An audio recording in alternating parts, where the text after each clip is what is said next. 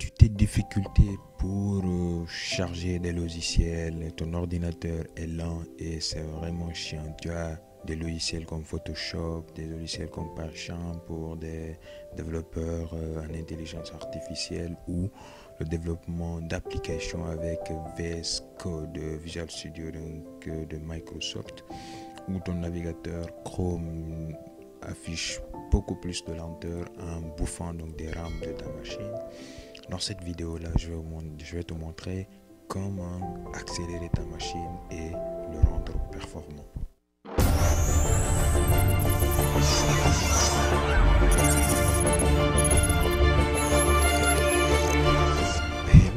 Je te montre donc dans cette vidéo là 10 astuces qui vont te permettre de booster ton ordinateur et de travailler de manière conviviale. Donc allez pour la première astuce. Donc la première astuce consiste à aller directement sur les paramètres système de ta machine.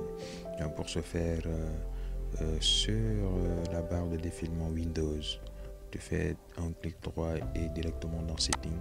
Mon ordinateur est en anglais. Tu vas donc aller toi sur Paramètres si ton système Windows est en français, et puis tu vas aller dans Privacy. Cette méthode te permet de désactiver les applications d'arrière-plan de ton ordinateur. Donc là, tu défiles jusqu'en bas et là tu vas te retrouver avec Background App. Donc pour toi, ça va être des applications d'arrière-plan. Tu cliques dessus. Une fois que tu cliques dessus, tu viens sur cette partie On. Ça veut dire là, les arrière-plans sont activés.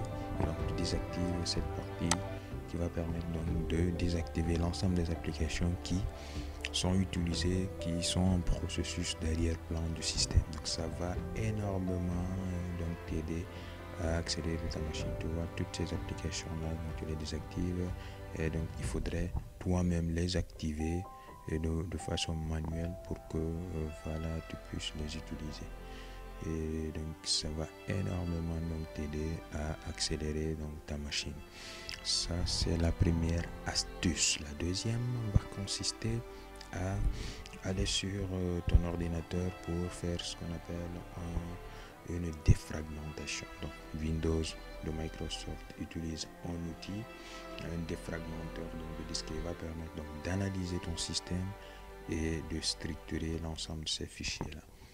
Donc pour le faire, on se rend sur la barre de tâches, d'accord, et là tu cliques sur, tu fais une recherche sur défragmentation. Voilà, donc tu cliques sur l'utilitaire en question et il va se charger.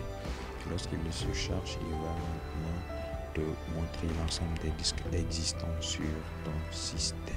Voilà, comme je te le disais tantôt, voici les disques qui existaient sur le système et tu as la possibilité d'analyser directement et de lancer ensuite l'optimisation. Voilà, analyse, optimize, analyse, optimize, analyse, optimize. Donc ça va analyser l'ensemble des disques, structurer les fichiers et permettre donc une accélération par rapport à ta machine. Voici la même descriptif. Drive are being analyzed on a schedule, cadence and optimize as. Donc ça c'est directement en anglais. Et là la fréquence, tu peux programmer la fréquence donc en allant dans Settings, soit quotidiennement ou voilà de manière hebdomadaire. Voilà. Donc ça c'était la deuxième astuce. La troisième astuce que je veux vous montrer, ça va être de nettoyer l'ensemble de vos disques. Vous savez, la plupart des informaticiens qui viennent faire une maintenance chez nous, tu vois que le système est sur le disque C et en même temps l'ensemble des logiciels, même des images, des vidéos, ils les mettent dans le disque C.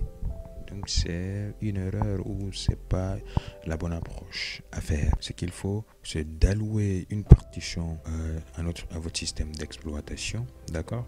Et les autres parties, vous mettez maintenant vos logiciels et l'ensemble de vos fichiers. Ou s'il le faut même, chercher un disque dur externe où vous mettez vos vidéos, vos photos ailleurs et vous laissez votre système sur la machine avec des logiciels avec lesquels vous travaillez le plus souvent.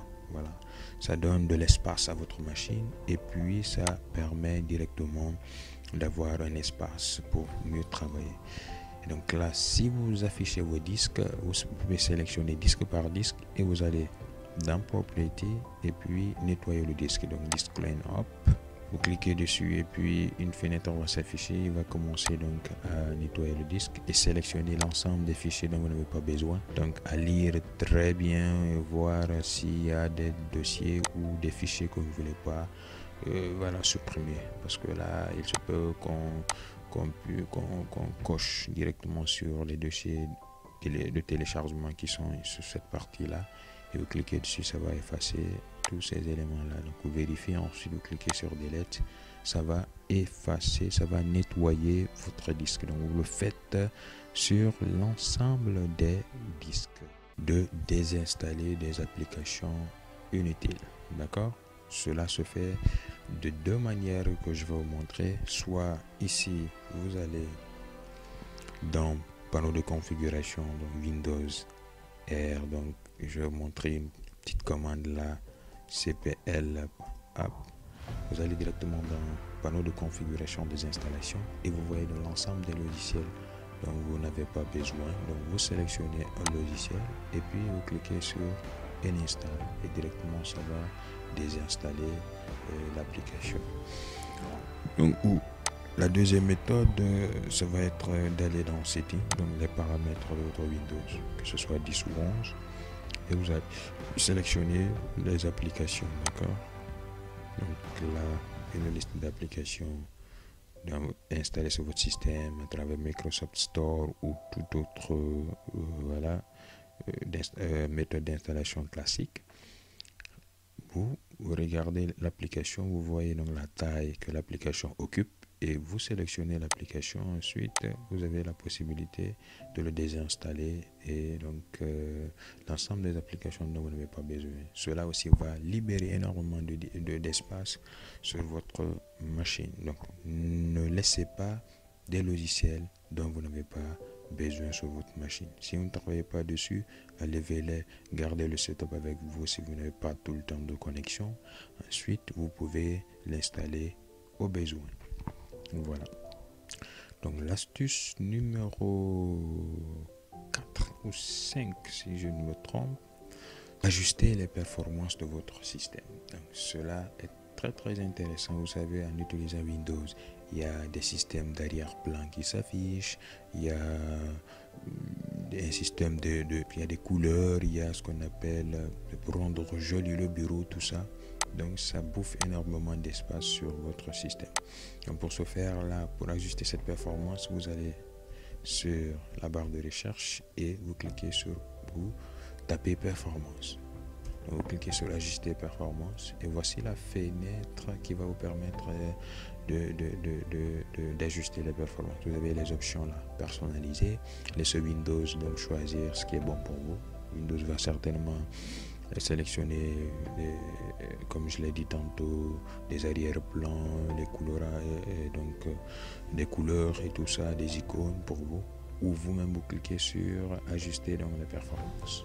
Donc quand vous cliquez sur ajuster donc pour de meilleures performances, ça va désélectionner l'ensemble de ces éléments-là.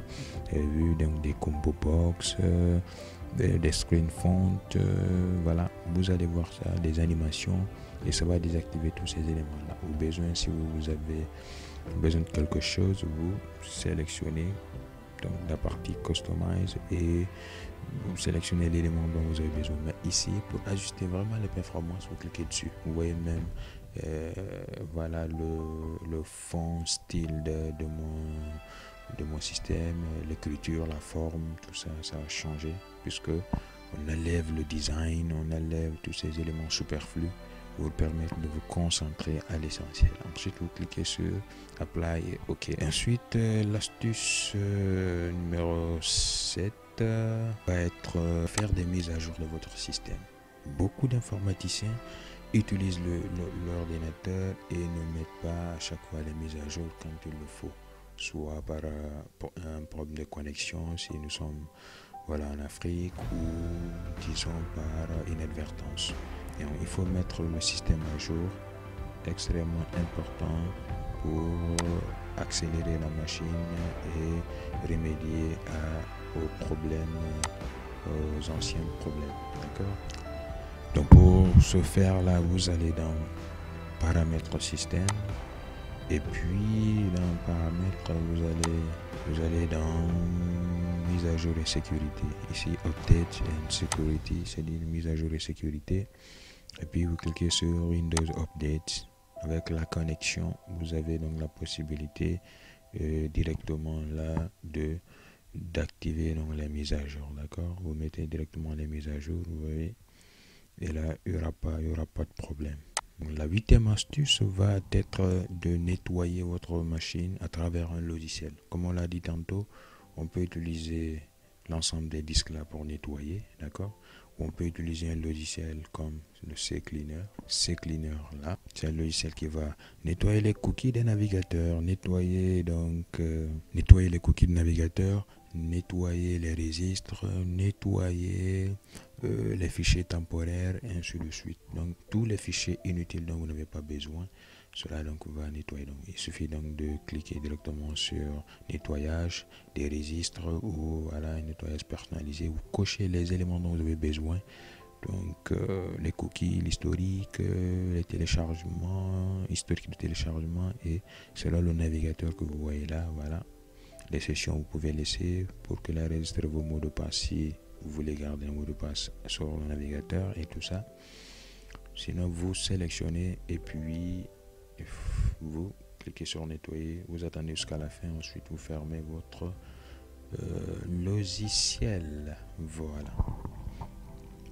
Donc une autre astuce, un bonus que je veux ajouter, c'est le nettoyage des fichiers temporaires. Cela se fait comme suit. Vous allez dans la barre de recherche, vous mettez pourcentage, vous mettez temp, ensuite pourcentage. Vous envoie directement sur le fichier, sur le dossier donc des fichiers temporaires. Vous sélectionnez le tout et vous cliquez sur supprimer et automatiquement ça va supprimer l'ensemble donc de vos fichiers temporaires. C'est donc des fichiers dont vous n'avez pas besoin, qui sont sauvegardés dans votre machine.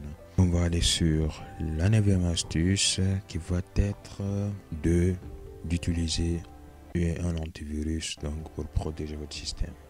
Vous savez, il y a plusieurs problèmes qui surviennent au niveau de la machine, surtout lorsque vous êtes connecté. Un problème d'accès à un site internet, un problème d'installation des logiciels, des fichiers corrompus, tout ça. Cela est occasionné par un mauvais antivirus, c'est-à-dire un manque de protection de votre système. Donc, lorsque votre machine est protégée, vous pouvez naviguer directement sans problème. Donc, il ne suffit pas aussi d'installer un antivirus et de laisser là 3 mois, 6 mois sans le mettre à jour. Il faut toujours mettre à jour la base de données virale et mettre à jour aussi la base de données du programme. Donc vous pouvez utiliser soit Avast, vous pouvez utiliser Kaspersky, vous pouvez utiliser Norton, vous pouvez utiliser vous voulez. Je pense que il suffit de les mettre à jour, et puis si vous avez la possibilité d'avoir la licence, activer la licence, c'est mieux que d'utiliser des logiciels gratuits. Voilà. Et puis maintenant, pour aller au niveau de la dernière astuce, donc cette dernière astuce va consister à utiliser une commande qui va vous permettre de réajuster les paramètres de votre ordinateur.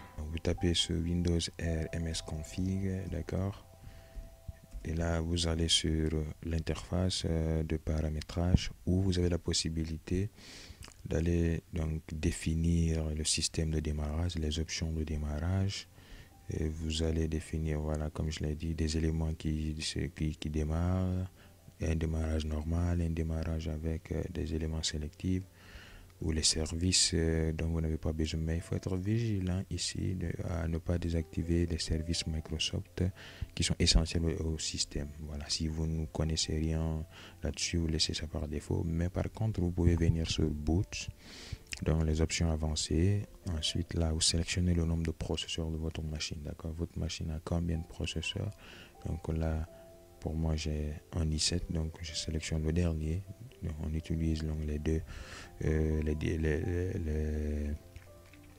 différents cœurs donc de mon CPU, d'accord. Et là, le nombre de mémoire, nous avons là le tout, il n'y a pas de souci, donc on peut décocher cette partie-là. J'ai une mémoire de 8 Go et je clique sur OK avec un switch Apply.